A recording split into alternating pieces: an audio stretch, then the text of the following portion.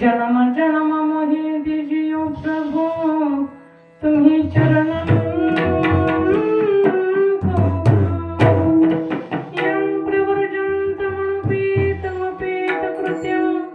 द्वैपायन विरह कातार जुहव पुत्रीति तन्मया तरोभिनेन तं सर्वभूतहृदयं निमानतोऽस्मि क्षणक्षणे हासी करा विचार क्षणक्षणे हासी करा विचार तरावया पार भव सिंधू नाशिवंत देह जाणार सकळ आयुष्य खातो काळ सावधान प्रस्तुत कीर्तन रूपी सेवेकरिता निवडलेला अभंग जगमान्य संत मान्य ईश्वर मान्य जगतांचे गुरु चराचरांचे गुरु स्वराज्य निर्मित छत्रपती शिवाजी महाराजांचे गुरु पाचवा वेद निर्माते वैराग्याचे मूर्तिमंत पुतळे विवेकासहित वैराग्याचे बळ धगधगीत ज्वालाग्नी एवढा मूर्तिमंत वैरागी त्यांच्याकडे आहे अशा जगद्गुरु तुकोबरायांचा सेवेकरिता निवडलेला अभंग आहे. विठ्ठला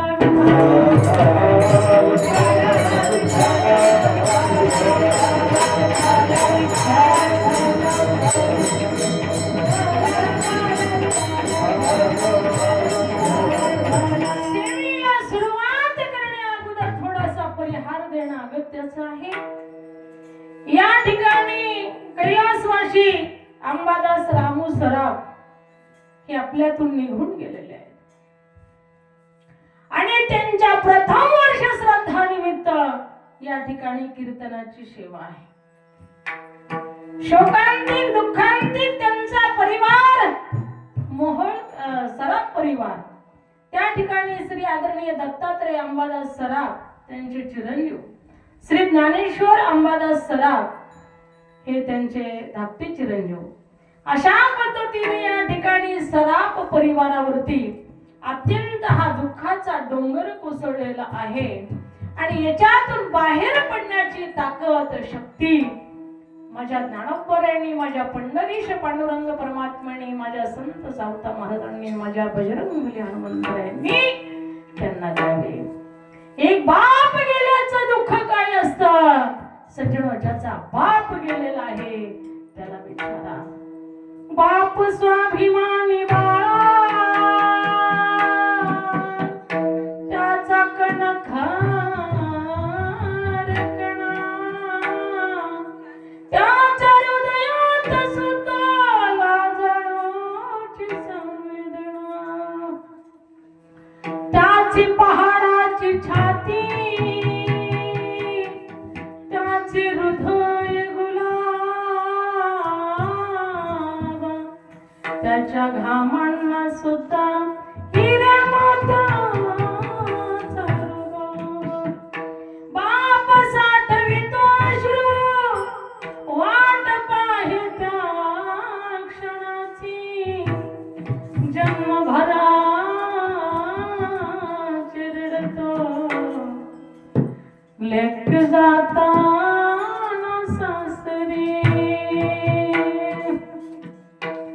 जीवनामध्ये सज्जनो बाप हे जर छत्र हरवलं तर या ठिकाणी बाप गेल्यानंतर आपल्याला कळत असतं बाप लेकासाठी काय करत नाही हे विचारू नका आणि कधी बापाला विचारू नका सज्जनो की तुम्ही माझ्यासाठी काय केलं माझ्या बापाने माझ्यासाठी काय करून ठेवला हा प्रश्न कधी बापाला विचारायचा नाही कधी विचारायचा नाही बाबा. आणि बाप काय करत नाही हा हे सुद्धा सांगायसारखं नाही. बाप स्वतःच्या पोटाला चिमटे घेतो उपवासी तापाशी राहतो आणि आपल्या लेकराला आपल्यापेक्षा चांगल्या पद्धतीचं त्याचं जीवन जावा सुखाचं समृद्धीचं आनंदाचं सावलीचं म्हणून बाप नाही नाही ते करत असतो. संत भगवान बाबा सुद्धा सांगून गेले होते, अरे वावराई का पण लेकर शिका. म्हणून बाप लेकराच्या हितासाठी वावर सुद्धा ऐकतो, वावर सुद्धा ऐकतो. अरे आज इंजिनियर डॉक्टर IPS वगैरे होण्यासाठी वावर विकण्याची गरज पडली तरी विका, पण लेकर शिकवा. गेलेला दिवस परत येणार नाही, म्हणून अभंगाच्या प्रथम चरणामध्ये सांगितले विचार करायला.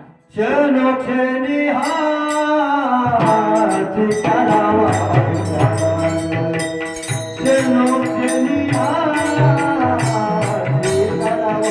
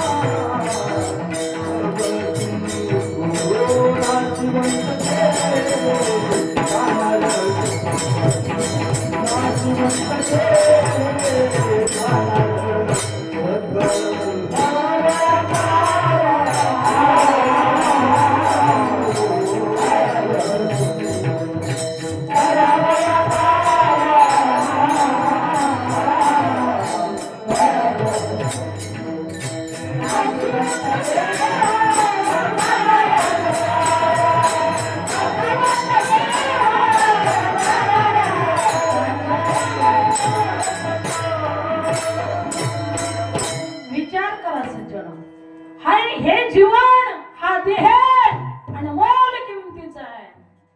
हा देह जर गेला तर परत मिळणार नाही.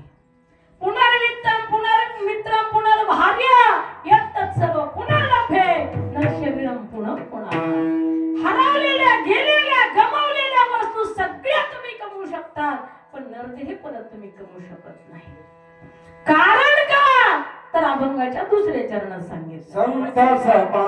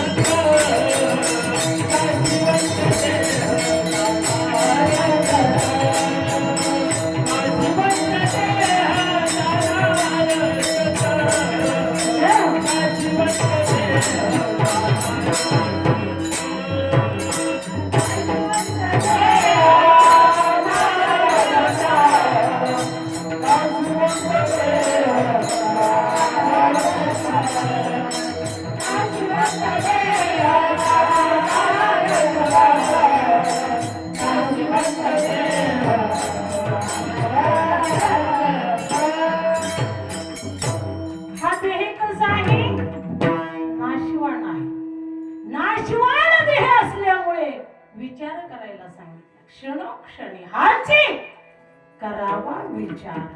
कोणचा विचार करायचा? तरावया पार भवसिंधू.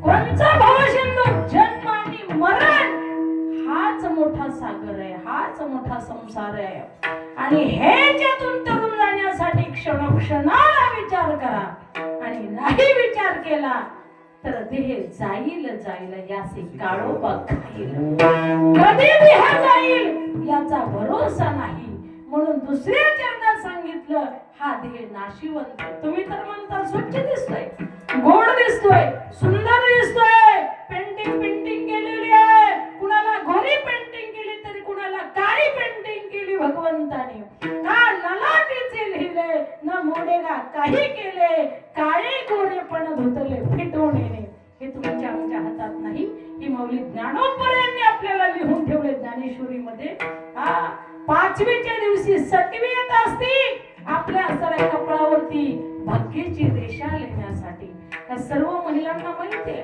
तुम्ही कोणाची तरी दाई झाला असताल कोणाचं तरी बाळंतपण केलं असेल पाचवीच्या दिवशी दिवा लावत असते ती दाई रात्रभर त्या ठिकाणी दिवा लावून ठेवत असते का विचारलं एक जणीने सांगितलं आज सटवी येणार आहे आणि कपडावरती भाग्याच्या रेषा लिहून जाणार आहे आणि तिने काही एकदा लिहिल्या रेषा त्या कोणीच ब्रह्मदेव सुद्धा मोडू शकत नाही म्हणून ज्ञानोबरायांनी वर्णन केलं का ललाटीचे लिहिले न मोडेगा काही केले काळे गोरेपण धुतले फिटवणे किती धुवा तुम्ही साबणीने धुवा शॅम्पूने धुवा तुमचं कपाळ पण तुमच्या कपाळावर ज्या रेषा लिहिलेल्या आहेत ते घडणार म्हणजे घडणारच कारण का म्हणून मला सांगतात ती असणारी माऊली ज्ञानोबरायांची रेषा आहे म्हणून त्याच्यासाठी विचार करा क्षणक्षणा हाची करावा विचार तरावया पार भवसिंधू तुम्ही म्हणाल भवसिंधू कोणची नदी का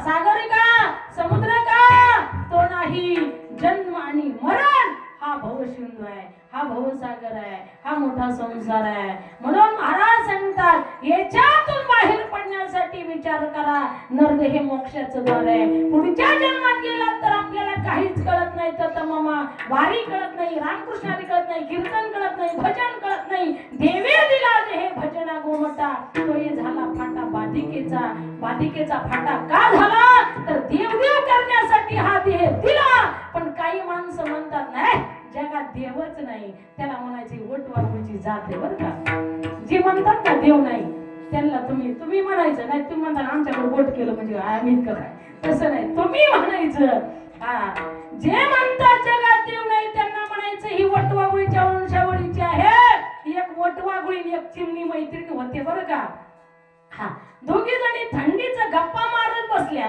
गप्पा मारता ती चिमणी म्हणती बाई माझ्या नवऱ्याला ड्युटीला जायचंय चल त्याला भूक लागली असेल वटवागुळी म्हणते अगं चिमणी तुला बुद्धी आहे का ती म्हणती नाही लई उशीर झाला लई दिवसभर आलाय त्याला भूक लागली असेल जाते जरा घरी वटवागुळी म्हणते तुला अक्कल आहे का कसला दिवस कसला काय ग ती म्हणली तुला कधी त्याचं दर्शनच होत नाही तर तुला त्याचा महिमा काय करणार आहे कारण दिवस उगवताच वटवागुळीचे काय जातात डोळे फुटतात म्हणून तिने सांगितलं की अगं तसं नाही दिवसच उगवत नाही तसं काही आता आम्ही असताना खरोखर 20 गाव 30 गाव महाराज लोकांना 40 गाव तुम्हाला सांगते रोज एक गाव भेटायचं रोज एका गावाचा अनुभव घ्यायचा मग त्या ठिकाणी कळतं अजून सुद्धा इलेक्ट्रिक जमाना निघालेला आहे कॉम्प्युटर जमाना निघालेला आहे घराघरामध्ये फोन आहे पोराला फोन आहे पुरीला फोन आहे आईला फोन आहे बापाला फोन आहे पुरीला फोन आहे सगळ्याला फोन आहे सगळ्याच्या हातामध्ये सगळं काही आहे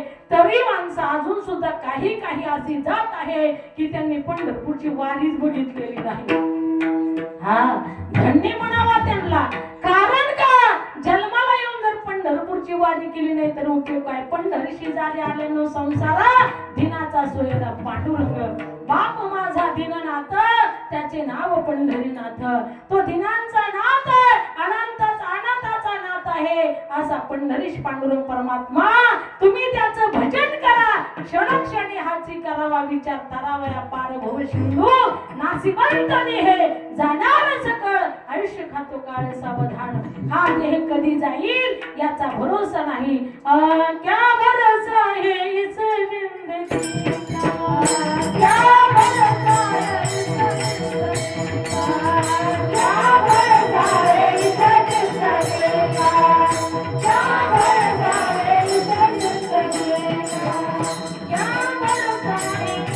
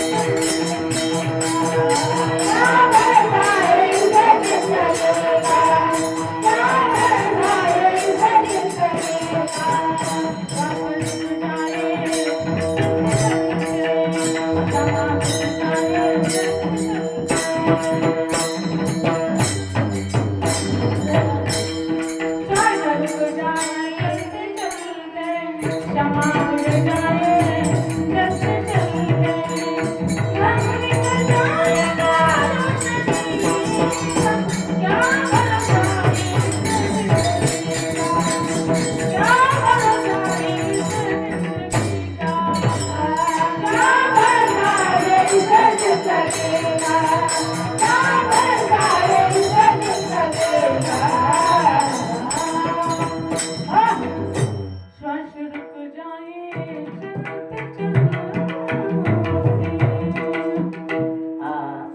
दम निकल जाएगा रोशनी का क्या भरोसा है इस जिंदगी का क्या भरोसा है इस जिंदगी का जिंदगीचा भरोसा नाही सज्जनो जिंदगी का किराया एक घर है जिंदगी का किराया एक घर है एक दिन निकल जाएगा महाराज सांगतात जिंदगीचं हे किरायाचं घर आहे एक दिवस या घराच्या बाहेर या आत्म्याला काढावाचं लागतं पण ह्या आत्म्यास एवढं तादात्म्य जुडलेलं असतं तरी देहाने जरी आत्मा हा सोडला तरी त्या ठिकाणी 13 दिवस त्याला त्याचं महत्व सुटत नाही त्या ठिकाणी तो येऊन थांबतो जिथं प्रेताला जाळलंय तिथं थांबतो ज्या घरामध्ये शोक अवस्था सुरू झाली तिथे येतो जे माणसं रडतात शोक करतात आठवणी करतात त्यांच्या डोळे पुसतो त्यांना हात लावतो त्यांना स्पर्श करतो परंतु त्या ठिकाणी तो आत्मा येतो पण आपल्याला दिसत नाही तो सूक्ष्म रूप असतो त्याला खूप दुःख होतं त्याला सोडू वाटत नाही आपला परिवार त्याला सोडू वाटत नाही आपले मुलं त्याला सोडू वाटत नाही आपले नातवंड त्याला सोडू वाटत नाही आपल्या नाती त्याला सोडू वाटत नाही आपली लेक त्याला सोडू वाटत नाही आपला परिवार परंतु का रडता हो मी इथेच आहे की तो स्पर्श करतो त्याला दुःख होतं त्याला वाईट वाटतं पण ते आपल्याला जाणवत नाही बघा कारण का सूक्ष्म देह धारण केलेला असतो ना ते आपल्याला जाणवत नाही मग त्या ठिकाणी तो खूप दुःखी होतो आहार करता करता 13 दिवस निघून जातात 14 दिवस पूर्ण होते 14 दिवस पूर्ण झाल्याच्या नंतर त्या ठिकाणी परत येतं आणि त्याला घेऊन जातं आणि त्याला घेऊन गेल्याच्या नंतर एक त्याच्या जीवनाचा अस्तर लेखाजोखा त्या ठिकाणी सुरू होतो त्याने काय अशा पद्धतीने जीवनामध्ये पुण्य कर्म केलं कुठे पंगत घातली कुठे दान केलं कुठे धर्म केला कधी नामचिंतन केलं कधी जप केला कधी वारकऱ्याला पंगत घातली हे धार्मिक कर्म केलेलं एवढीच पुंजी बरोबर जाते प्रत्येकाच्या वर्गात म्हणून क्षणोक्षणाची करावा विचार म्हणूनच चांगले कर्म करा म्हणूनच सत्कर्म करा म्हणूनच चांगले विचार डोक्यामध्ये ठेवा म्हणूनच माणसात देव बघा हा जे खळांची विंगटी सांडोतया सत्कर्मीरती वाढव होता परस्परी पडो मैत्र जीवांचे प्रत्येकाशी मैत्र करा कोणाशी दोष करू नका कोणाची निंदा करू नका कोणाचे गुणदोष पाहू नका हा म्हणून त्या ठिकाणी महाराज सांगतात अशा पद्धतीचे सत्कर्म करत राहा आणि हे सत्कर्म तुमच्या बरोबर येणार आणि हे तुम्हाला असणारे खरोखर आठवण करून देण्यासाठी जगद्गुरु तुकोबाराने हा अभंग आपल्याला लिहून दिला की क्षणोक्षण हाची करावा विचार तळावया पार भव सिंधू काय होईल या देहाचा भरोसा नाही नाशिवंत देह जाणार सकळ आयुष्य खातो काळ सावधान म्हणून महाराज सांगतात देह हा नाशिवंत मळमूत्राचा बांधा वरी चर्म घातले रे कर्म किटकीचा सांधा रव रव दुर्गंधी अमंगळतीचा बांधा स्मरित्या हरिहरा शरण जाई गोविंदा त्या परमात्म्याला शरण जा म्हणून महाराज सांगतात नाशिवंत देहे जाणार सकळ आयुष्य खातो काळ सावधान एक एक दिवस एक एक क्षण आपला आयुष्याचा असणारा हा काळाच्या तोंडामध्ये चाललेला आहे काळा नाळाच्या तोंडामध्ये चाललेला आहे परंतु आपण झोपा काढतो आपलं काय बालपण गेले नता तरुणी जशी विषय व्यथा वृद्धपणी प्रवर्तली चिंता मरे मागुता जन्म धरी बालपण आपलं त्या अज्ञानपणामध्ये जातं तारुण्य विषय व्यथेमध्ये जातं आणि म्हातारपण त्या ठिकाणी महाराज काहीच आठवत नाही अशा पद्धतीने आयुष्य खतम होतं. अर्ध आयुष्य प्रपंचामध्ये, अर्ध आयुष्य झोपीमध्ये.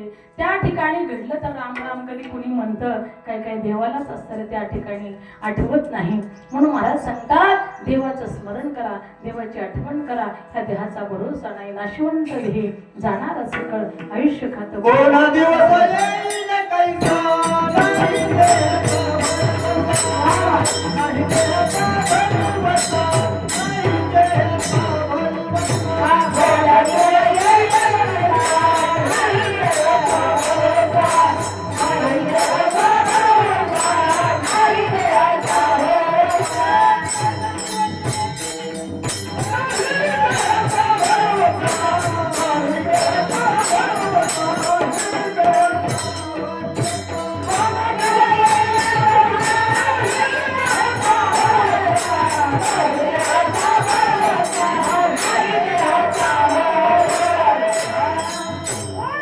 येईल कैसा नाही देहाचा भरवसा, नाही देहाचा काहीच भरोसा नाही. महाराज सांगतात हा क्षण भंगूर जाई न कळता ग्रास गेली सब दाणाही हातात घास हातात तोंडातला तोंडात ताटात ताटात राहतो आणि माणूस कॅक करतो.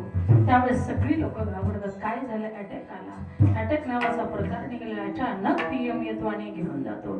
त्याला जरी तुम्ही म्हटलात ना तुला 5 कोटी रुपये देतो, पण माझ्या लाडक्या लेकाची मला एक पप्पी घेऊन येऊ दे, तरी तो म्हणतो नाही 5 नाही, तो 100 कोटी रुपये दिले तरी तुला आता वेळ तुझी संपलेली आहे. तिथे मात्र काही चालत नाही. विठ्ठला विठ्ठला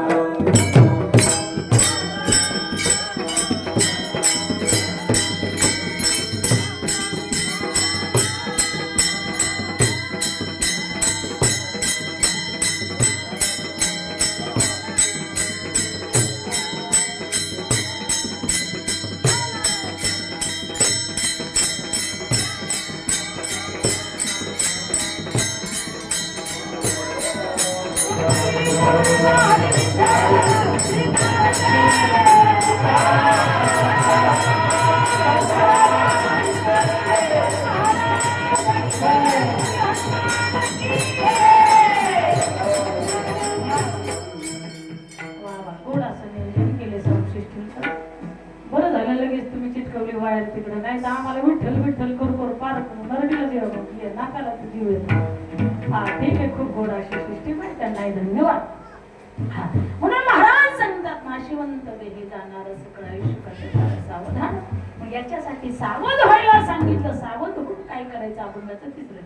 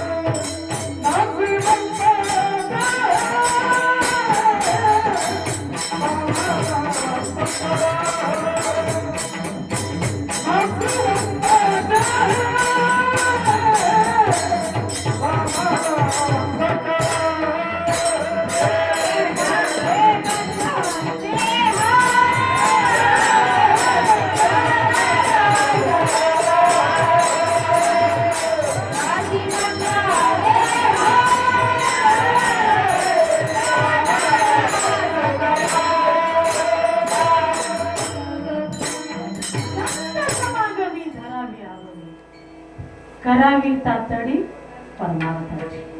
म्हणून त्या ठिकाणी सांगितले देहाचा भरोसा नाही, संतांची संगत करा. संतांची संगत केल्याच्या नंतर काय होतं?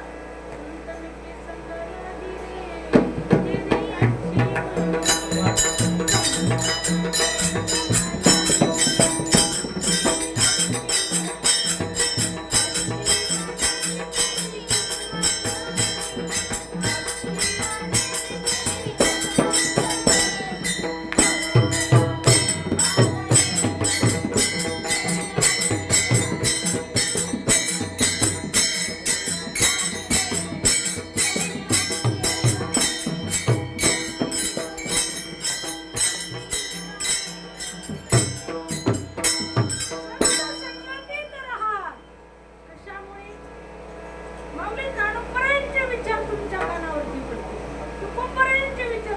कानावरती पडतील. संत सावता महाराजांचे विचार तुमच्या कानावरती पडतील. हो, म्हणून महाराज सांगतात ग्रंथांच्या रूपाने संत आपल्या पुढे आहेत. हा, संत कधी मरत नाही. हा, तुम्ही म्हणाल तुम्ही आम्ही मरतो का? आत्मा जो आहे हा अमर आहे. नैनं छिंदन्ति शस्त्राणि नैनं दहति पावकाः न चैनं क्लेदयन्त्यापो न शोषयति मारुता. आत्मा मरत नाही, जाळला तर जळत नाही, तोडला तर तुटत नाही, भिजला तर भिजवत नाही. हा, महाराज किती प्रयत्न करा आत्मा, हा, कारण कशानेच तो मरत नाही. फक्त ह्या देहातून त्याला सोडावं लागतं. देहरूपी ही वृक्ष आहे, देहरूपी झाड आहे, देहरूपी हे शरीर आहे ना. हा, हे देहरूपी शरीर जीर्ण झालं की त्याला याच्यातून निघावं लागतं. त्याची वेळ संपली की याच्यातून निघावं लागतं. ही देह पंचमहाभूताचा आहे, पण आत्म्याने त्याचं काय केलेली संगत केलेली आहे. म्हणून त्याला सुद्धा कधी कधी हा देह सुटत नाही, सोडवत नाही. जसा महाराज सांगतात भाड्याचं घर आणि खाली कर, तसं हा देह उष्ण आहे.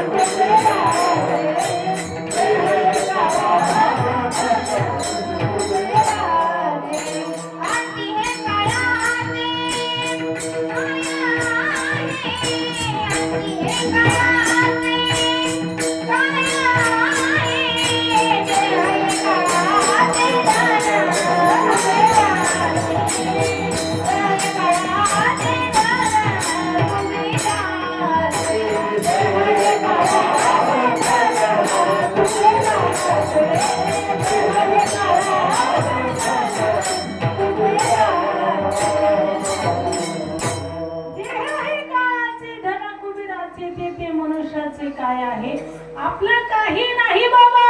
जेवढं आहे तेवढं ठेवून जावं लागतं. आपल्या पंजोबाने कुणी नेलंय का? काय सांगत किलोचं सोनं, 10 एकर जमीन नेले का? मग आपण का बांधासाठी भांडण करावा? आहे का नाही?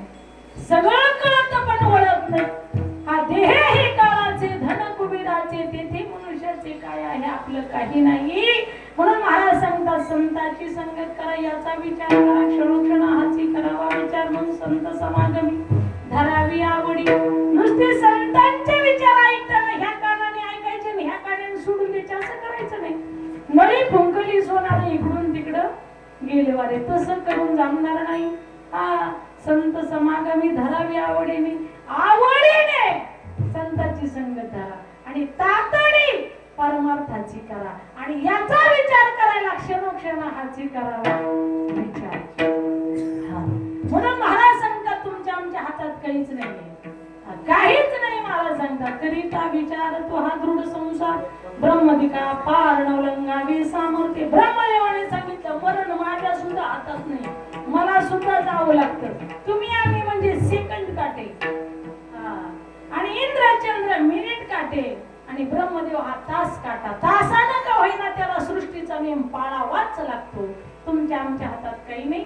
एक वेळेस असा प्रसंग आला तुमच्या लक्षात येण्यासाठी दृष्टांत सांगेल. हा एक वेळेस जरा काळ एका वारकऱ्याच्या घरी आला. वारकरी चॅप्टर होता. वारकरी म्हटला सलाम गुलाम आइये बैठिये. काळ तो बसला. बसल्याच्या नंतर काळ म्हणजे यम.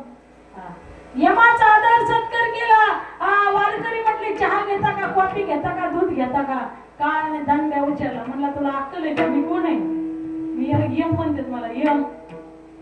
यम यम घेऊन जा. त्या वारकरीने सांगितलं महाराज मी तुम्हाला पहिल्या क्षणाला ओळखलं. पण मी वारकरी आहे.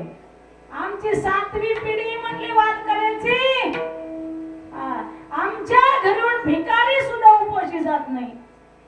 काय होतं, भिकारी सुद्धा उपोषी जात नाही. तुम्ही तर काळ आहात. या जगाला हलवण्याची ताकद तुमच्यामध्ये आहे. म्हणून तुमचा सन्मान करणं हे माझं कर्तव्य आहे. अरे म्हटले तुलाच घ्यायला आलो मी. म्हटले मी तरी यायला तयार आहे, पण त्या अगोदर कॉफी तरी घ्यावं लागणार, नाही तर चहा तरी तुम्हाला घ्यावं लागणार. ते म्हटले एवढा मोठा धटिंगर कोणीच बघितला नाही. काळाचं नाव ऐकलं की माणसाच्या तरी त्या ठिकाणी त्याला घाम सुटतो आणि घाबरूनच ते आधीच तरी ते सोडते. म्हणले तुला का दंडीले रे म्हणले. म्हटले हो मी काही भेट नाही. म्हटले जगा काळ काय त्याच्या माथा आम्ही देऊ पाय. मग त्या ठिकाणी काळ म्हटला ठीक आहे तुझा नियम आहे तर नाही मुळीत. म्हटला ठीक आहे. म्हटले मग कॉफी आणायची का म्हशीचं दूध आणायचं. म्हटले लहान तापल्याला. म्हटले म्हशीचं दूध आण. आम्हाला तरी कुठं वेळ असतो घ्यायला, आम्ही तरी कुठं थांबत कोणाची. आण म्हटले म्हशीचं दूध. पण ती वारकरी लय धटिंगर होतं. तुम्हाला सांगते वारकरी आपले दिंडीत असतात ना लय धटिंगर असते, लय निबर असते, भेट नाही ते. वेळ आली तर झेंडे काढते.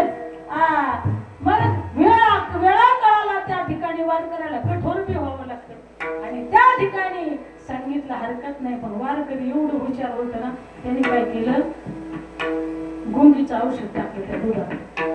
कशाचं, गुंगीचं. ते काळाला भासवाय गेलं वारकरी. आणि या मला काय वाटलं किती चांगला माणूस आहे, किती चांगला वारकरी. मला कुणीच म्हणत नाही दूध घ्या, कॉफी घ्या, चहा घ्या, सगळे घेऊन पडत येतं. पण या एवढा चांगला एवढा धट म्हणायचा तर ह्याला आज नेण्यापेक्षा अजून 6 महिन्यांनी नेऊ म्हणले. वरच्या लिस्टेला जे नाव होतं का ते त्यांनी खालच्या लिस्टेला टाकलं. खाली टाकलं फार शेवटच्या क्रमांकाला. काळाला बरं वाटलं ना ऐका. आणि मग त्या ठिकाणी दूध बीध वगैरे सगळं काय आणलं. आणल्याच्या नंतर काळ आणि ते दूध पिलं. दूध पिल्याच्या नंतर त्या ठिकाणी काळ जरा गुंगी लागली. गुंगी लागल्याच्या नंतर ह्याने ती लिस्ट घेतली. लिस्ट घेतली तर बघितलं त्याला वाटलं होतं या ठिकाणी आपलं नाव वर आहे ना ते खाली टाकावं.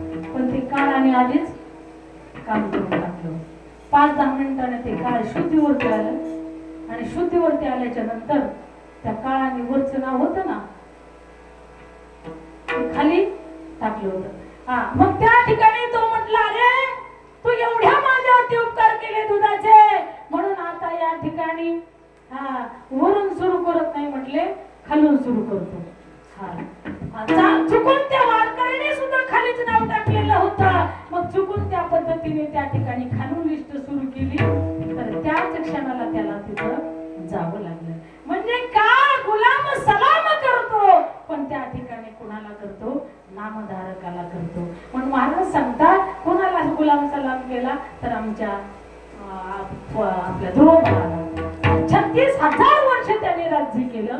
आणि नंतर त्याला आढळपत दिलं. नंतर काळ आला खाली वाकला आणि म्हटला माझ्या माथ्यावर पाय ठेवा आणि नंतर विमानामध्ये पाय ठेवा. जगा काळ खाई त्याच्या माथा आम्ही देऊ पाहिजे. परंतु महाराज सांगतात तुम आम्हाला त्या ठिकाणी खरोखर काळ हा कोणाला दाद देत नाही. ब्रह्मदेवाने सांगितलं मला सुद्धा काळ मात्र त्या ठिकाणी ऐकत नाही, मला सुद्धा ह्याच्या घडीतून जावं लागतं. पण यदा कदाचित नामधारकाला तो काळ त्या ठिकाणी सुट्टी देऊ शकतो. त्याच्या माथ्यावर पाय देऊन भक्त संत तुकाराम महाराज सांगते ध्रुवबाळासारखी त्या ठिकाणी वैकुंठाला जाऊ शकतात. आणि एवढी पुण्य सामग्री हरिनामाची की ती आपल्याला संग नेता येते, दुसरी प्रॉपर्टी संग नेता येत नाही.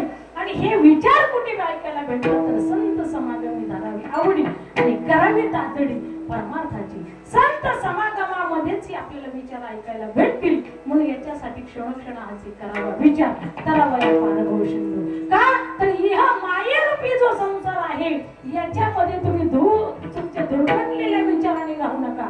तुका म्हणे हे लोकीच्या व्यवहारे नका डोळे धुरी भरून राहू. आपल्या डोळ्यामध्ये धुंद आलेली असते, धूर आलेला असतो. कुणाला शक्तीचा असतो, कुणाला ऐश्वर्याचा असतो, कुणाला मदाचा असतो, कुणाला संपत्तीचा असतो, कुणाला पदाचा असतो, कुणाला प्रतिष्ठेचा असतो, कुणाला सौंदर्याचा असतो. परंतु या ठिकाणी याचा काही उपयोग होत नाही.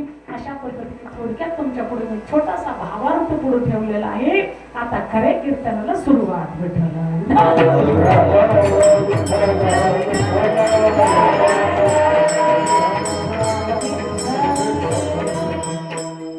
सराफ परिवाराने ठेवलेलं हे कीर्तन या ठिकाणी आदरणीय मला कुंडल भाऊ मेत्रे भाऊंचाही फोन आला होता.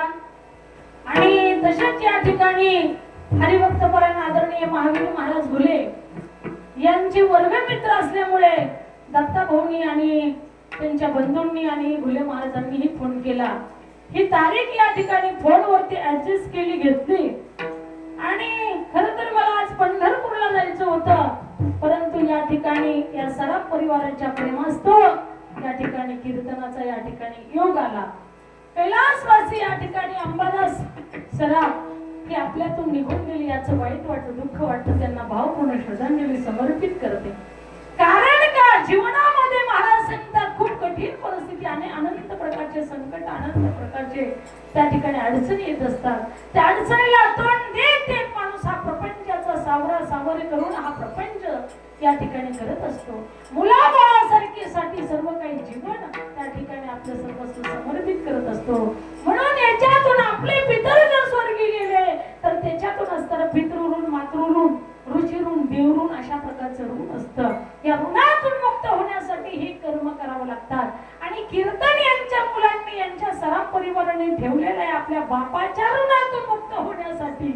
खरोखर यांनी कुळी कन्या पुत्र होती जे सात्विक तयाचा हरिक वाटी देवा यांचा हरिक त्या पांडुरंगाला सुद्धा वाटला असेल. त्यांच्यासाठी गोड टाळ्या वाजवा. कारण का आपल्या बापाच्या उपकाराची जाणीव त्यांना आहे म्हणून त्यांनी कीर्तन ठेवलं. कीर्तन असं आहे, नामस्मरण असं आहे, तू नागनी वेळे समरस झाले तैसे नाम केले जपता हरे. कारण का तुम्ही असं हजारो असं खरोखर त्या ठिकाणी गंजी लावा आणि एक काड्याची पेटी आणा, एक छोटीशी काडी वडा, काही क्षणामध्ये गंज जळून भस्म होते. तसं हजारो डोंगर पापाचे असू द्या, पण ज्यांच्या नावाने आज तुम्ही नामस्मरण ठेवलंय, कीर्तन भजन ठेवलंय ना, हे सगळे पाप जाळणारे हे कीर्तन भजनामध्ये ताकद असते. आणि हे कीर्तना भजनाचं सगळं पुण्य आज आपण त्यांना कैलासवासी अंबादास महाराज यांना समर्पित करणार आहोत. म्हणून त्यांना भावपूर्ण श्रद्धांजली समर्पित करते.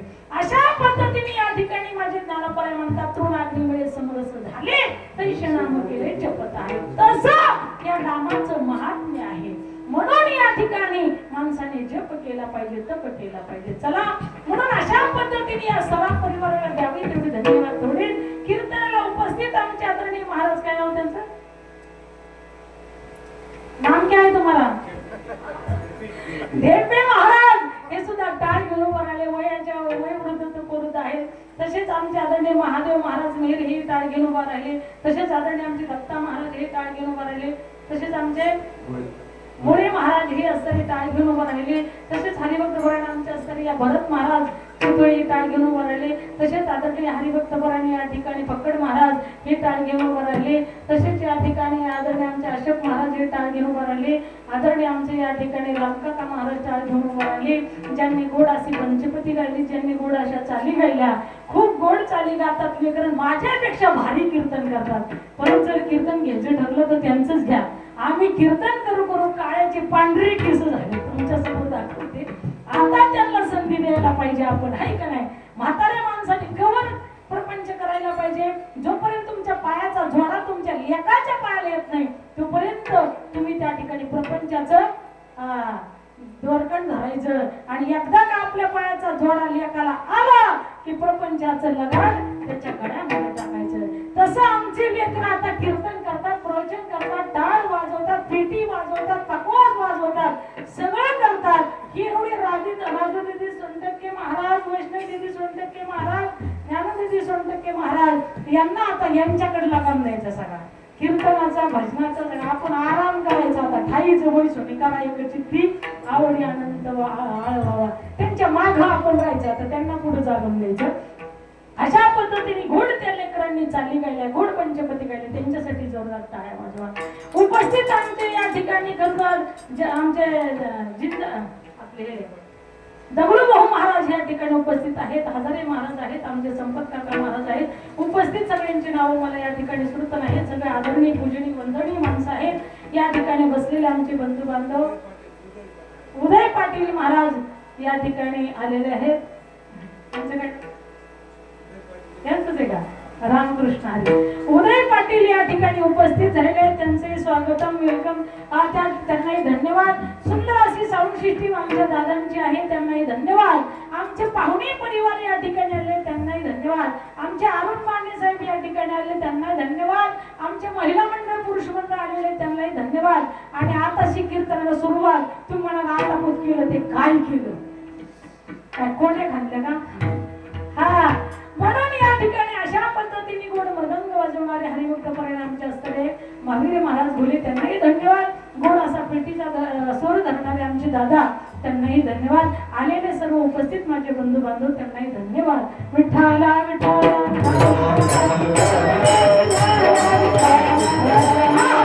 ऐका, मी तुमचे 15-20 मिनिटं अजून घेणार आहे.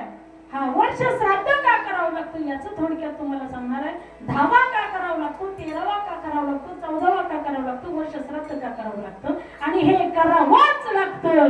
का करावं लागतं तर देवाच्या बापाचं देवाने सुद्धा केलं. मग प्रभू रामचंद्राने राजा दशरथाचा 10वा केला, श्राद्ध केलं. ज्यावेळेस कर्ण त्या ठिकाणी युद्धामध्ये मेला त्यावेळेस माऊली कुंती मैयाला तो 10वा करत होता. हे माँ मुझे पिंडदान दे दीजिए, हे माँ मुझे पिंडदान दे दीजिए, हे माँ मुझे पिंडदान दे दीजिए. अशी आरोळी त्या माऊलीच्या कानावरती आली आणि त्यांनी सांगितलं, धर्मा अरे माझ्या कर्णाला पिंडदान दे. धर्मा कर्णाला पिंडदान दे म्हटल्याबरोबर त्यांना राग आला. अरे ते म्हटले तो कर्ण तर पापी आहे, दुष्ट आहे, नाश काय, त्याच्यामुळे तर महाभारत घडलं, युद्ध करावं लागलं. धृतराष्ट्राचे 100 पोर रमिले आणि आमचेही त्या ठिकाणी सगळे गणगोत गेलं. म्हणजे आचार्यन मातुलन भ्रातून पुत्रन पौत्रन सखीम सता चतुरा सुदर्शैव सेनेयोर भैरपी सगळे गेले, सगळे गेले. शंकरो नरका येव कुलज्ञानम कुलक्षेचे पदा वर्ण संग झाला त्याच्यामुळे. पण त्या कुंती मैयाने सांगितलं, बेटा सूर्यदेवाने मला 12 वाजले का? वाजले का? 2 मिनिटं.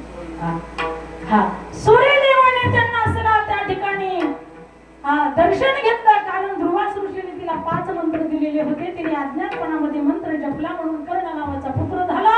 म्हणून विवाहाच्या आधी पुत्र झाल्यामुळे तिला त्या ठिकाणी तो पुत्राचं पालन पोषण करता आलं नाही.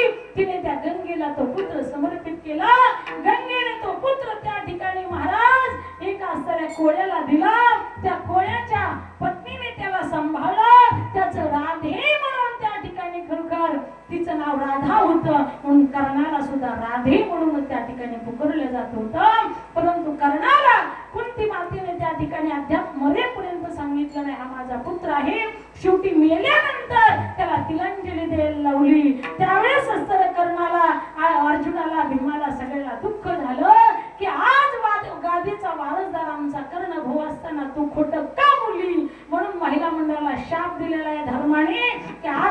त्यांच्या पोटात काही राहणार. म्हणून फक्त एका माऊलीला सांगायचं काय, तुम्हाला प्रचार प्रसार जर कशा गोष्टीचं करायचं असेल किंवा निवडणुकीचं जरी करायचं असेल तरी म्हणायचं तुला म्हणून सांगते बरं का, कुणाला मत दिले ते सांगू नको. ती म्हणते आणखी मी सांगितले, तुला म्हणून सांगते कुणाला देऊ नको, तुला म्हणून सांगते तिला सांगू नको, तुला म्हणून सांगते तिला सांगू. असं करता करता अख्ख्या गावामध्ये बिनबोकाट जाहिरात होती. जाहिरातबाजी करावं लागत नाही, पेपरला बातमी द्यावं लागत नाही, टीव्हीला जाहिरात द्यावं लागत नाही. म्हणून आमच्या आया बायांच्या पोटात हे काही राहत नाही. मावशांना बरोबर आहे का नाही? आपल्याला आधीच घाटीच नाही. म्हणून या ठिकाणी माझ्या माता मावल्या ह्या फार असताना खरोखर त्या ठिकाणी सगळं प्रपंचाचा भार डोक्यावर घेतात. त्या ठिकाणी सगळं त्यांनाच करावं लागतं. लेकरांचं त्यांनाच करायचं, नवऱ्याचं त्यांनाच करायचं, गुराचं त्यांनाच करायचं, ढोराचं त्यांनाच करायचं, सगळं काही करायचं तरी उलट नवऱ्याचंच ऐकून घ्यावं लागतं त्यांना.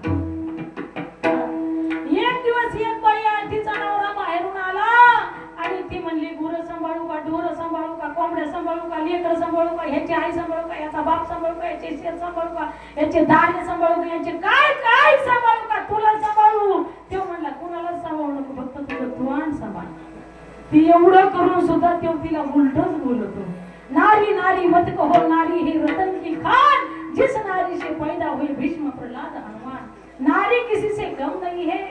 एक नारीने या ठिकाणी जिजाऊ सारखा पुत्र या महाराष्ट्राला दिला आणि या ठिकाणी सर्व बंदी खाण्यामध्ये असणारे हे जीव, सगळे त्रस्त हाय हाय करणारे हे जीव तिने मुक्त केले आणि छत्रपती शिवाजी महाराजांसारखं रत्न या महाराष्ट्राला दिलं.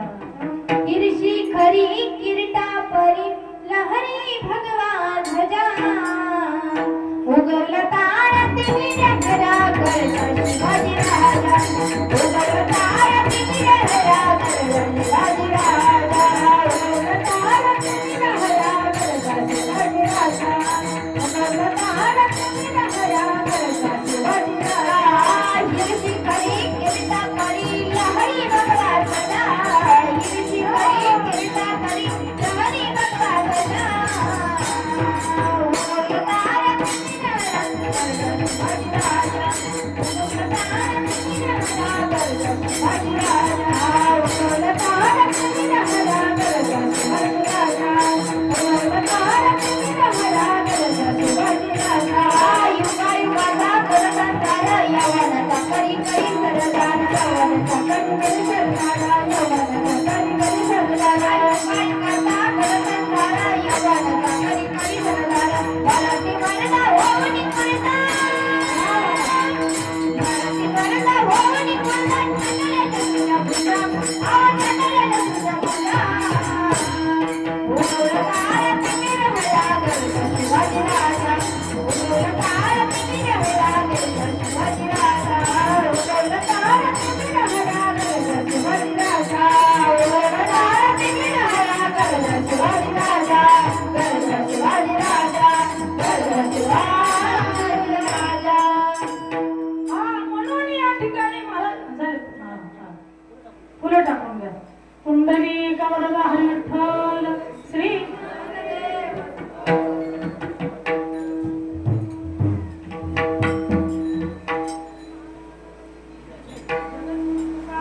महाराज की कैलासवासी अंबादास महाराज की ढाला ढाला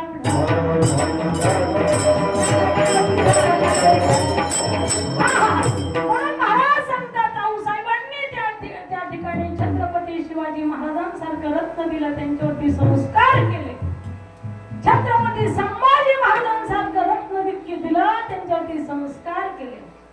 हा रयतेचं राज्य सुखी केलं आणि आमच्या असणाऱ्या सावित्रीबाई फुले यांनी या सर्व सामान्य स्त्रियांना आज कुठे पोहोचवलं.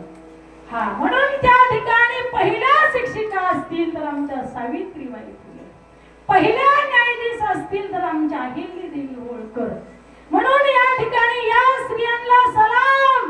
आणि त्यांनी या ठिकाणी खरोखर आज स्त्रियांना शिक्षणाचा तर दर्जा आहेच, पण कुठल्या कुठं पदावरती आज स्त्रिया जाऊन बसल्या. मंत्री कुणी मंत्री आहे, कुणी काय आहे, ज्याच्या त्याच्या प्रारब्धाने त्या शिकल्या.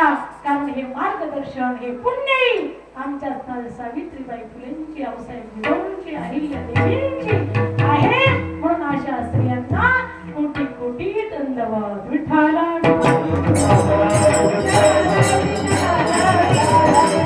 हा, चला. म्हणून या ठिकाणी माझ्या माता सुद्धा महान आहेत, या स्त्रिया सुद्धा तपस्विनी आहेत. तुम्ही म्हणाला त्या तपस्विनी आहेत आणि आम्ही जाऊ का उठून? आम्ही नाही का तप केलं काय? आता तुमच्यासाठी तिने वडाला येडं घातले 7-7. तुम्ही कोणच्या भावाला येडं घातले हीच बायको भेटव ऐका नाही. हा, त्या मावल्या वडाला येडं घालतात 7 जन्मी हाच नवरा भेटावा.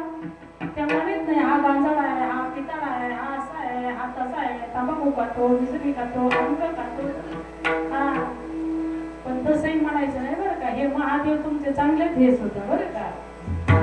यांनी सुद्धा काहीतरी तप केलं असेल म्हणून चांगली पत्नी त्यांच्या पदरामध्ये पडली, सुसंस्कार. आज पतीचे असं काम आहे, 50% आरक्षण आहे. जेवढा पुरुषांना अधिकार आहे तेवढा महिलांना सुद्धा अधिकार आहे. म्हणून या ठिकाणी समान वागा, समान प्रेम द्या आणि समान जगा आणि आनंदात जगा, हा महत्वाचा मुद्दा आहे. एकामेकाचे विचार समजून घ्या, एकामेकाचं मन समजून घ्या. घरामध्ये कलह करण्यापेक्षा, वाईट बोलण्यापेक्षा चांगलं बोला. चांगलं बोलल्याच्या नंतर त्या ठिकाणी वातावरण त्या ठिकाणी प्रफुल्लित राहतं. वाईट बोलल्याच्या नंतर प्रत्येकाचे मन दुखवले जातात, मेंदूवरती परिणाम होतो. म्हणून अशा पद्धतीने त्या ठिकाणी पॉझिटिव्ह विचार ठेवा. चला, मला सांगायचंय काय तर महाराज सांगतात.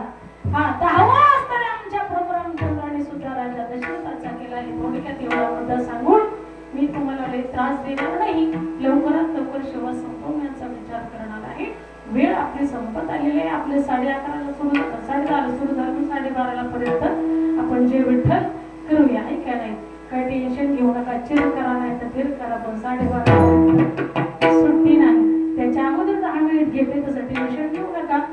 तुम्हाला कोणाला अजून बोलायचं असेल तर, आहे का नाही, श्रद्धांजली वाहण्याचा कार्यक्रम जर असेल तर अजून 10 मिनिटं अलीकडे घेते. अशा पद्धतीचं नियोजन असेल तर हरकत नाही. निवड जाऊन आलं, सगळं केलं त्यांनी. विठ्ठला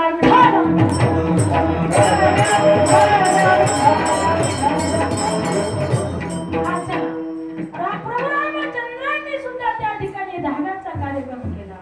कारण काही मातेची मागणी होती, तापस वेश विशेष उदासी 14 वर्ष राम वनवासी. तुळशी रामायणामध्ये आलेलं आहे. तुम्ही म्हणाल तुळशी रामायण तुम्हाला काय माहिती? काही लोक म्हणतात तुळशी रामायण काय माहिती? अरे माहिती नाही, डोक्याचं खोकं केलंय. 40-45 वर्ष याच्यातच घातलेत ना जन्मल्यापासून. या ठिकाणी पंढरीची एक जण मला विचारलं, पंढरपूरची वारी केव्हापासून करता माहिती साहेब? तुम्ही म्हणलं आईच्या पोटात आहे तेव्हापासून. आमची 5वी पिढी परमार्थामध्ये. त्या ठिकाणी माझी आई परमार्थिक होत्या. वैकुंठवासी झाल्या, त्यांना 7 वर्ष पूर्ण झाले, 8 वर्ष सुरू झाले. हा, हरिपाठ, कीर्तन, प्रवचन त्या ठिकाणी सगळ्या पद्धतीचा त्यांचा अभ्यास होता. शिक्षण काडी मात्र नव्हतं, परंतु पंचरत्न हरिपाठ पाठ होता. आज कुणी मी वर हात करा आणि सांगा माझं 5 हरिपाठ पाठ आहे. ज्ञानोबरायांचा, तुकोबरायांचा, सगळ्या संतांचा त्यांचा शाल श्रीफळ घालून सत्कार करू आपण. त्यांचे पंचरत्न हरिपाठ पाठ होते. आणि सकाळी दिवस उगल्यापासून कामधंद्यामध्ये शेतकरी घराणं असल्या कारणानं काम करता करता माझे हरिपाठ काकडा म्हणायचे. काकडा हरिपाठ माझ्या आईनं मला शिकवलेला आहे लहानपणापासून. माझे वडील 86 वर्षाचं वय त्यांचं चालू आहे, तरी दररोज नित्याने काकडा हरिपाठ घेतात. म्हणून अशा माता पितांच्या चरणी साष्टांग दंडवत करते मी. म्हणून या ठिकाणी मला सांगायचे असं की रघुकुल रीती सदा केली आई, प्राणी द्याई पण वचन न द्याई. सावंत आईच वचन पाळण्यासाठी माझे प्रभू रामचंद्र वनवासाला गेले. तिने सांगितलं 8 होती तापस वेश विशेष उदासी 14 वर्ष राम वनवासी. राजा दशरथाला सांगितलं तपस्वी वेशामध्ये लावावं लागेल तुम्हाला. 14 वर्ष वनामध्ये, 14 वर्षात कुठल्याही राज्याचं तोंड बघायचं नाही. राजा दशरथाला त्या ठिकाणी त्याच्या छातीमध्ये जसा एखाद्याला तरी उकळत्या तेलामध्ये एखादा किडा पडावं, ते तडफडून मरावं, तशी राजा दशरथाची अवस्था झाली. हे शब्द कर्णाने ऐकल्याच्या नंतर असं वाटलं की त्या ठिकाणी काचाचं पाणीच माझ्या कानामध्ये ओतलं की काय. राजा तडफडून त्या ठिकाणी तिथं लोटांगण घेऊ लागला, तडफडू लागला. वृश्चिकाचे पिवी तक्षक पडत घालीत आई क्रुद्ध अग्निमुखी, आईशी व्यथा होय नामा म्हणे त्यासी, उठिला थोडीशी तिथून या. तिथून उठले, सुमित्रेच्या दरबारामध्ये गेले. सुमित्रेला विचारलं तुला काय ढोळते? तिने सांगितलं वडिलांची सेवा आणि शिजाला बरं वाटलं. राजा दशरथ तिथून उठले, कैकेयीच्या दरबारामध्ये गेले, सांगितलं तुला काय ढोळे होतात? त्या ठिकाणी तिच्या पोटात राम होता. ती म्हटली आणि मी धनुष्य मारिना रावणा, लंका विभीषणात देईना मी. चला मला मागं जायचं नाही, मला पुढे जायचं आहे. म्हणून प्रभू रामचंद्र त्या ठिकाणी वनवासाला गेले आणि गेल्याच्या नंतर सीतामाई निघाल्या, लक्ष्मणही गेले. जाता जाता जाता जाता त्या ठिकाणी बुद्ध गया त्या ठिकाणी गेले. इकडे मात्र राजा दशरथ तडफडत होते. हे राम हे राम हे राम हे राम हे राम हे राम हे राम करता करता करता 6 दिवस संपले. 6व्या दिवशी आपल्या कुडीतला प्राण निघून गेला. राजा दशरथ त्या ठिकाणी गत प्राण झाला. अनंत कालीची मामी व स्मरण मुक्त्वा कलीव मरणी जयाचो आठवी, तोटी गती ते पावी, म्हणून सदा स्मरावी माती चितवा. प्रभू रामचंद्राचं नाव घेत घेत घेत घेत प्राण सोडला. तुका म्हणे अंतराई देवी काय जिने ते, माझ्या रामाशिवाय जगणं शोभत मला नाही. रामाशिवाय प्राण सोडणारा सुद्धा बाप आहे. आईचं प्रेम दिसून येतं पण बापाचं प्रेम दिसत नाही. बाप उशीतून खुपसू रडत असतो आणि आई घोड्यावरती रडत असते. आई रोजच्या जेवणाच्या सामुग्रीची तयारी करणारी असते आणि बाप आयुष्याच्या सामुग्रीची तयारी करणारा असतो. बाप जमीन विकून लेकाला शिकवत असतो. आई उष्ण पाष्ण करून पीठ आणून लेकाला भाकर घालत असते. म्हणून त्या ठिकाणी बाप सुद्धा लेकाच्या विरहानं मृत्यू पावला. राम राम करत प्राण सोडला. 6 दिवस झाले, 7व्या दिवशी प्राण सोडला. करता 10 दिवस झाले. प्रभू रामचंद्राला बातमी कळाली. प्रभू रामचंद्राच्या डोळ्यात पाणी आलं. माझे वडील गेले, मला सोडून गेले. माझे वडील गेले, माझ्या दुःखाने गेले, माझ्या विरहाने गेले. जगी ऐसा बाप व्हावा, त्याचा वंश सजावा. त्या ठिकाणी वाईट वाटलं आणि खरोखर म्हटलं आता पिंडदान करायचं. ब्राह्मणाला बोलवलं. ब्राह्मण आला. ब्राह्मण आल्याच्या नंतर पिंडाची सामुग्री काय असते ती आणली, ब्राह्मणाच्या पुढे ठेवली. ब्राह्मणाने सांगितलं याच्यात त्रुटी आहे, काही सामुग्री तुम्हाला परत गोळा करायला जावं लागेल. त्या ठिकाणी काही समित आणण्यासाठी त्या ठिकाणी लक्ष्मण आणि प्रभू रामचंद्र गेले आणि गेल्याच्या नंतर सीतामाई तिथेच बसलेल्या होत्या. आदिमाई शक्ती बरोबर त्या ठिकाणी वेळ झाली. 11:30ची वेळ झाली, 11:45ची वेळ झाली. राजा दशरथाचा हात वरती आला त्या गंगेतून. हे पुत्री मुझे पिंडदान दे दीजिए, पुत्री मुझे गंगेत पिंडदान दे दीजिए. त्या ठिकाणी आदिमाई शक्ती तिला काय अशक्य आहे होतं त्या सामुग्रीचं पिंड तयार केलं आणि राजा दशरथाच्या हातामध्ये समर्पित केलं. ब्रह्मार्पण ब्रह्महीत ब्रह्मार्पण ब्रह्महितम ब्रह्मदेव गंधवी ब्रह्मकर्म समाधीना नमस्कार केला. आशीर्वाद दिला राजा दशरथाने, पुत्री तू मेरी पुत्री है इसलिए मेरा आशीर्वाद है असं म्हणून त्या ठिकाणी हात गुप्त झाला. 2 मिनिटात लक्ष्मण आणि प्रभू रामचंद्र आले. आल्याच्या नंतर सांगितलं ब्राह्मण देवता मंत्र म्हणायला सुरुवात करा. आता त्या ठिकाणी पिंडदान करायचंय. सीता मातेने हात जोडले. हे देवा पिंडदान मी केलं. प्रभू रामचंद्राने नवऱ्याचा अधिकार दाखवायला सुरुवात केली. अगं तू पिंडदान केलं पण याला साक्षी कोण होतं? सीतामाईने सरळपणाने सांगितलं हे काही ब्राह्मण काका साक्षी आहेत ना म्हणे. हो. त्यावेळेस ब्राह्मण काकाला विचारलं प्रभू रामचंद्राने तुम्ही पिंडदान दिलेलं पाहिलं का? सीतामाईने पिंडदान केलेलं राजा दशरथाला तुम्ही पाहिलं का? त्याने नकारार्थी मान हलवली. तो म्हटला मला माहिती नाही सीतामाईने पिंडदान केलं. सीतामाईला राग आला. त्या ब्राह्मणाला शाप देऊन टाकला. अरे किती दिलं तरी तुझी हाय हायच राहील, तुझी समाधान कधी होणार नाही असा शाप दिला. मग ती म्हटली थांबा दुसरा तुम्हाला साक्षीदार आणते. सीता मातेचे वाक्य जर का आपल्या मनाचं काही नाही. दुसरा साक्षीदार कोणचा? सांगितलं तुळशीचा पौधा इथे आहे. तुळशी मातेला त्या ठिकाणी तिथे गेली. सांगितलं मी पिंडदान केलं. हे माझ्या प्रभू रामचंद्राला माझ्या नवऱ्याला साक्षी दे. नकारार्थी मान हलवली तिने. ती म्हटली तोच खोटं बोला तर मी तरी खरं कशाला? तिथे गोमाता होती. सांगितलं प्रभू रामचंद्र थोडी कळ काढा, ह्या गाईला विचारते, ही साक्षीला आहे. गोमातेला हात जोडले. तू सर्व अंगाने पवित्र, गोमूत्र पवित्र, शेण पवित्र, सर्वस्व पवित्र तुझं. तू खोटं बोलू नको, खरं बोल आणि साक्षी दे मी पिंडदान केलं. तिने विचार केला ब्राह्मण खोटं बोलला तो असे खोटं बोलली मी तरी खरं कशाला बोलू. ती म्हटली मी सुद्धा पाहिलं नाही पिंडदान केलेलं म्हणून त्या ठिकाणी तिला शाप दिला. तू सर्वांगाने पवित्र असशील पण तुझं तोंड भक्षण करेल ना कोते भक्षण करेल असा शाप सीतामाईने दिला.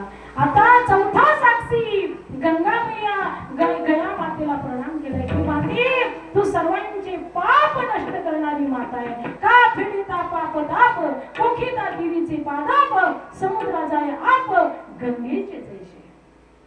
हा मौलिक ज्ञानोबांनी वर्णन केलेलं आहे सगळ्या जगाचं विश्वाचं पाप खाऊन टाकणारी गंगा माता तिला हात जोडले माते तू माझ्या बाजूने साक्षी आहे. त्यावेळेस तिने सांगितलं सगळी खोटं बोलली मी तर हिच्या पार्टीत कशाला जाऊ. तिने सांगितलं मी सुद्धा पाहिलं नाही तू पिंडदान केलं. तिलाही शाप दिला तुझे तोंडात आळ्या पडतील आणि तू असून नसल्यासारखी असेल. आजही तीच परिस्थिती तिथे जाऊन पहा. पाचवा साक्षीदार वड होता तिथे त्याला हात जोडले वडा तू तरी पाव. आजही माणसं पित्र असते म्हणतात पाव पाव पाव या पावड्याला नाही का नैवेद्य दाखवतात का नाही आपण पित्रांना. तू तरी पाव माझ्या बाजूने बोल माझी साईड घे.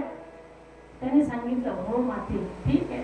ओ सांगितलं प्रभू रामचंद्र राजाधिराज प्रभू रामचंद्र सूर्यवंशाचे तुम्ही अधिपती तुम्हाला प्रथमतः माझा प्रणाम. मी साक्षी देतो की सीतामाईने पिंडदान केलं आणि राजा दशरथाने स्वीकारलं आणि राजा दशरथाने त्यांना आशीर्वाद सुद्धा दिला. त्यावेळेस सीतामाईला आनंद झाला.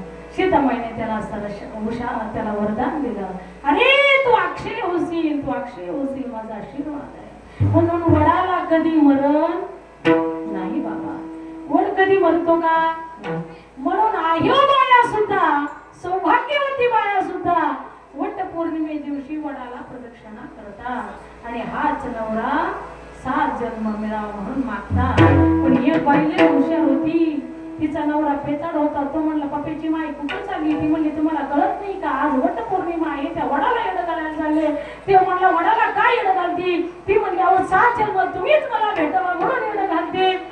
चांगली नटून थटून गेली 7 जन्म 7 फेरे घातले प्रदक्षिणा केली द्वारा बांधला घरी आली आणि येतानाच त्या ठिकाणी सोडची टिपत रवकी करून घेऊन आली.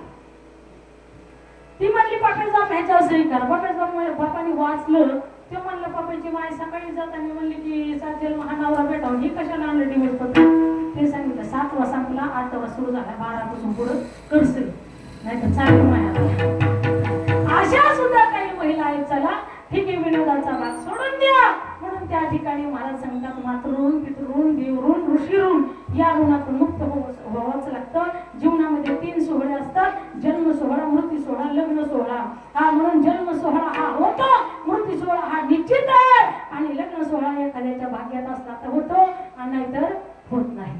म्हणून अशा पद्धतीने त्या ठिकाणी महाराज सांगतात हे वर्ष श्राद्ध करावं लागतं. वर्ष श्राद्ध का आज 12 महिने झाला आपल्यातून वैकुंठवासी या ठिकाणी महाराज सराफी निघून गेलेले आहेत. त्यांचा आज मुक्त दिन आहे. मुक्त दिन म्हणजे काय वर्षभरामध्ये आपल्या आयुष्यभरामध्ये पाप पुण्याचे जे असणारे करून 2 भाग असतात त्याचं फळ आपल्याला दिल्या जातं. त्याचा लेखाजोखा होतो त्याचा आपल्याला फळ दिलं जातं आणि आज त्या मुक्त दिन म्हणजे या सगळ्या कर्मातून मुक्त करतात की ज्या पद्धतीने असं आपलं जेवढं पाप असेल त्या पद्धतीने आपल्याला जन्म देतात किंवा पुण्य असेल त्या पद्धतीने जन्म देतात. पाप पुण्य समान असं पाहिजे कर्म दोन्ही समान असलं तर मनुष्य देहाला माणूस हा येतो.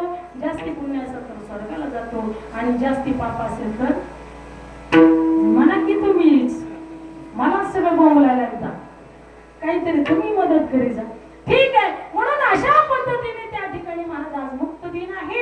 आज त्यांना त्या ठिकाणी मुक्त केलं जातं आणि आज त्यांच्या पुण्यानुसार आपल्या असणाऱ्या खरोखर कैलासवासी अंबादास सराफ यांचा मुक्त दिवस आहे.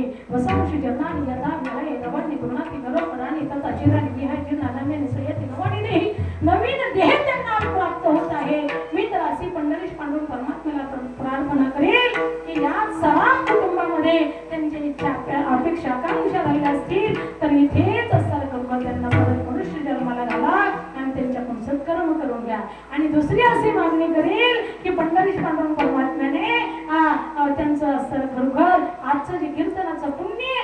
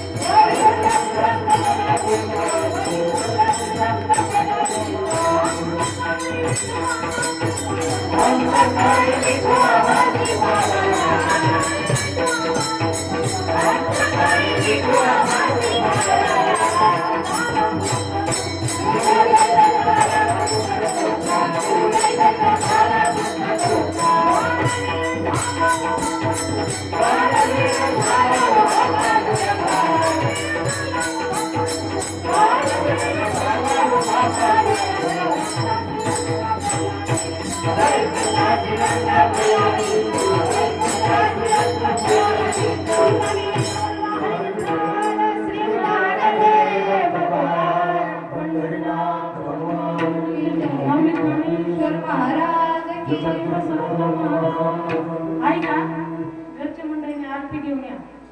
आणि महत्वाची सूचना एक ऐका, आम्ही श्री क्षेत्र ज्ञानेश्वर सेवा संस्थान गौरवाडी, सर्वांना माहिती आहे, सगळे प्रेमाची मंडळी आहे, सगळी या ठिकाणी पाहुणे रावळे. ऐका, आम्ही एक धाम यात्रा काढलेली आहे, द्वारका धाम यात्रा. तर ज्यांना काही यायचं असेल, स्लीपर कोच गाडी आहे, 2 वेळा जेवणाची सोय आहे, नाश्त्याची सोय आहे, चहाची सोय आहे आणि स्लीपर कोच गाडी, सगळी व्यवस्था छान असते. गेल्या वर्षी बद्रीनाथ केदारनाथ आम्ही ही यात्रा केली. कोणाला महिला मंडळाला, पुरुष मंडळाला यात्रा करायची असेल तर आमच्याशी संपर्क करा, कारण आपल्या लोकात गेलेलं त्या ठिकाणी आनंददायी यात्रा होती. तुम्ही परख्या लोकात जाल, तुमचा पैसाही जास्ती खर्च होईल आणि तुम्हाला समाधानही भेटणार नाही. आपल्या स्लीपर कोच गाडीमध्ये व्यवस्थाही चांगली, झोपण्याची व्यवस्था आहे, राहण्याची व्यवस्था आहे, खाण्याची व्यवस्था आहे आणि त्या ठिकाणी सगळी काही छान व्यवस्था आहे आणि पैसेही सगळ्यापेक्षा कमी असतात आपले. म्हणून या ठिकाणी तुम्हाला महत्वाची सूचना. दुसरी सूचना आहे, लक्षात घ्या, लक्षपूर्वक ऐका. या ठिकाणी माझ्याकडे लक्ष द्या. श्री क्षेत्र ज्ञानेश्वर सेवा संस्थान गौरवाडी ते श्री क्षेत्र पंढरपूर हा आपला पायी दिंडी सोहळा असतो. दिंडीचे वर्ष असताना त्या ठिकाणी 18-19 वर्ष झालं दिंडी असते. रामकृष्ण सगळ्या दिंडीला माहिती आहे. दिंडीमध्ये या ठिकाणी 50% लोक असतात इथाली सुद्धा. आणि त्या दिंडीसाठी आम्ही पालखी केलेले रथ तयार करायला टाकलेला आहे 3.5 लाखाचा. आपल्या नानसकरांनी बरेचशे जणांनी वर्गणीची पावत्या काढलेल्या आहेत आणि ज्यांना कोणाला त्या ठिकाणी तुम्हाला तुका म्हणे सत्य कर्माला सहकार्य करायचं असेल, तुका म्हणे सत्य कर्म व्हावे सहाय्य, सहकार्य करायचं असेल तर तुम्ही सुद्धा त्या ठिकाणी आपल्या शक्ती अनुसार, इच्छानुसार त्या ठिकाणी मदत करू शकता.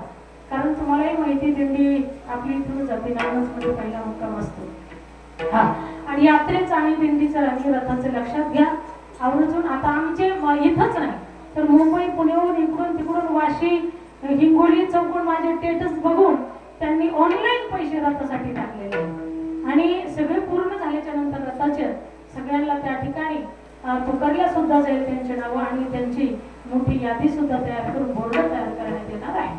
ज्यांना स्वेच्छेने ते करता येतं त्यांनी ते करू शकता. म्हणून अशा पद्धतीने या ठिकाणी आरती होईल. आता आले का?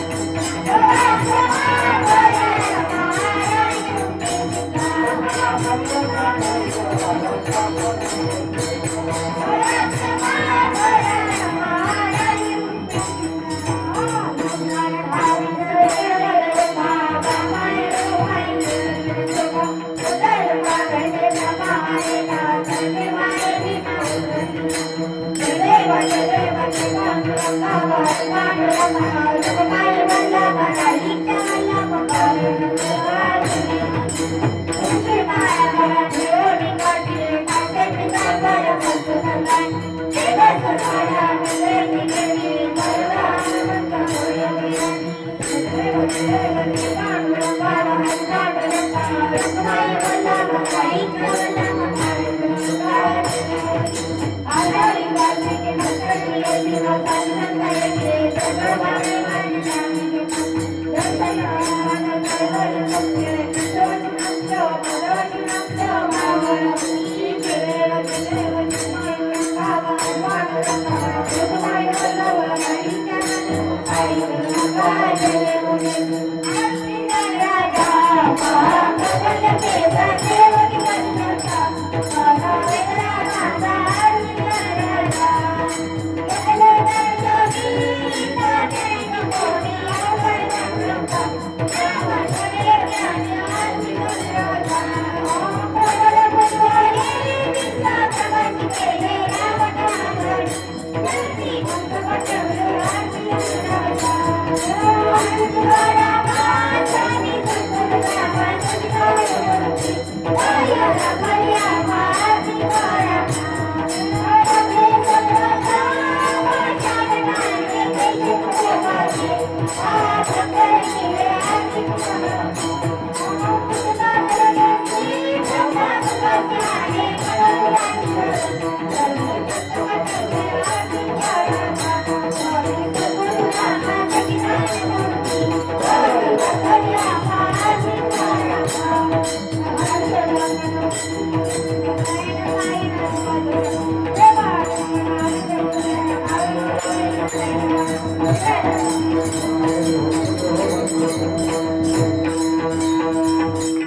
बोलणार आहे का?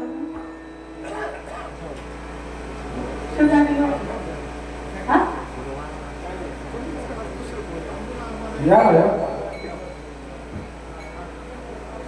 बसून घ्या. श्रद्धांजलीचा कार्यक्रम होईल 2 मिनिटं आणि टाळकऱ्याने बसले तरी चालते.